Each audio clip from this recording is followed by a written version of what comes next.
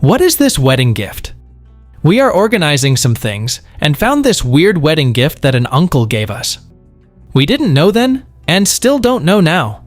It looks like an espresso tamper, but it needs an espresso machine. It also looks like a press for a wax seal stamp.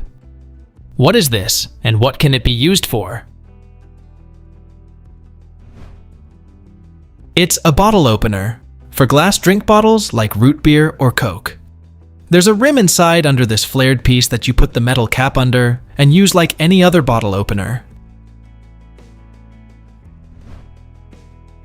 What could this strange metal tool be used for? I found this odd-looking gadget in the kitchen of an older house we moved into. We have no clue what it is. Around 9.5 inches long, 4 inches wide, with an aluminum body and a turned wooden handle. We are thinking maybe it is pastry related. Any ideas what its purpose might be?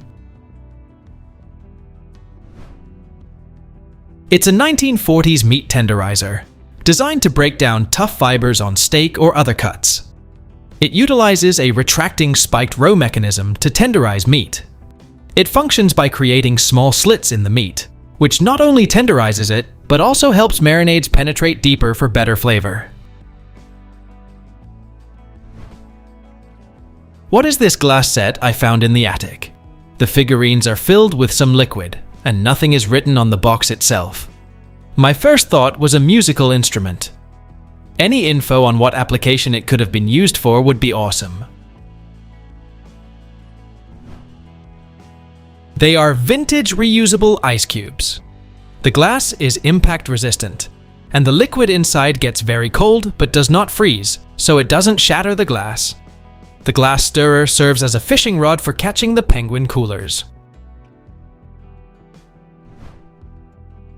What is this mini washboard type thing that's been a mystery in my girlfriend's family for years? It measures 13.5 inches long, 4.5 inches wide, and 1.5 inches thick. My first thought was some variation of an antique pill roller maybe? Any idea what it would have been used for? This is a 1920s to 40s mandolin vegetable slicer, with a corrugated metal blade for crinkle cutting. Vegetables, like potatoes, cucumbers, and carrots, were sliced by hand or via an attached wooden pusher block over the ridged blade, dropping wavy textured slices into a bowl.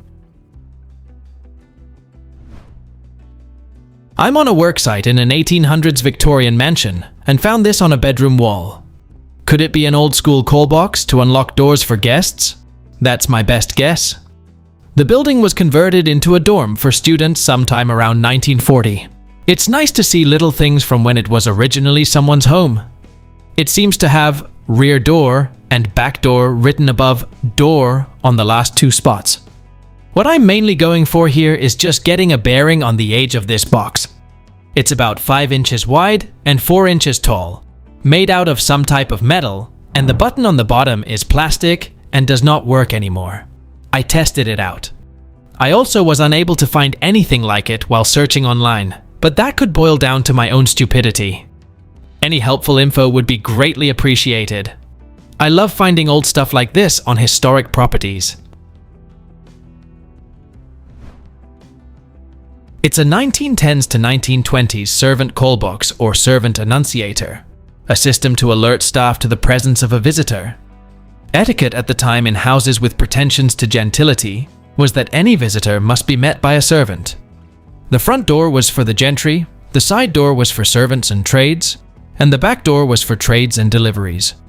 The knob underneath the box would have pulled down to clear the indicators and reset the system until the next time a doorbell was rung. It's a nice thing, and a part of the history of the house. Please don't chuck it in the bin. What is this some kind of a guillotine I found in the basement? It's a plastic and metal tool, similar to the paper guillotine, but it's not very sharp, and it doesn't even cut paper. That's why I had a problem with identification. My dad is a photographer, and I'm a graphic designer. Believe me, I recognize a paper cutter when I see one. It's about 20 by 20 centimeters. The bigger part is plastic and rigid, and it has a winder and a scale going up to 2 centimeters. There are Russian texts at the bottom with a price. If anyone has any information on it, I appreciate it. It's a Soviet-era vegetable and cheese slicer from circa 1970. You can see it with the box here. I've seen multiple here in the Netherlands, mostly owned by elderly people. It has a board for arthritic and weak hands, with an adjustable thickness dial for a block of cheese. What is the name of this very strange pistol, and how does it work? It is connected to a V-shaped contraption with 2 flat bars.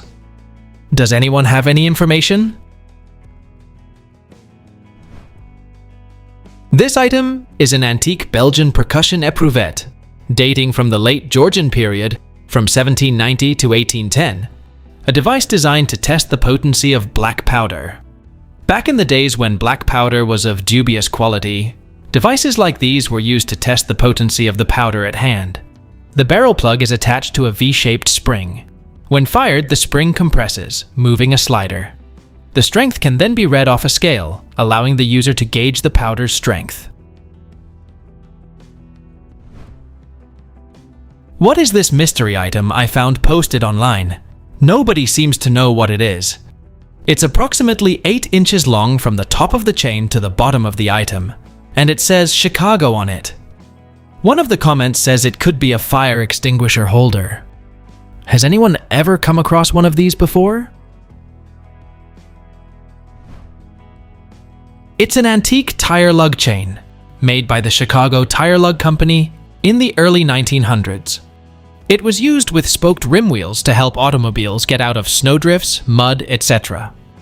The rounded part was placed at the front of the tire, after which the chain was placed through the rim and tightened before the driver attempted to move the vehicle. What is this wood and metal thread-related contraption found in my engineer grandparents' house, among other beautiful functional artifacts? It's approximately 60 centimeters long. It has no visible text or numbers, and at least 50 years old. I have been searching about spools, but nothing yet. Any idea what this oddly beautiful object is for?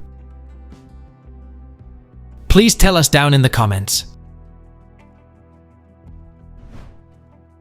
Thanks for watching. Let's make life fun.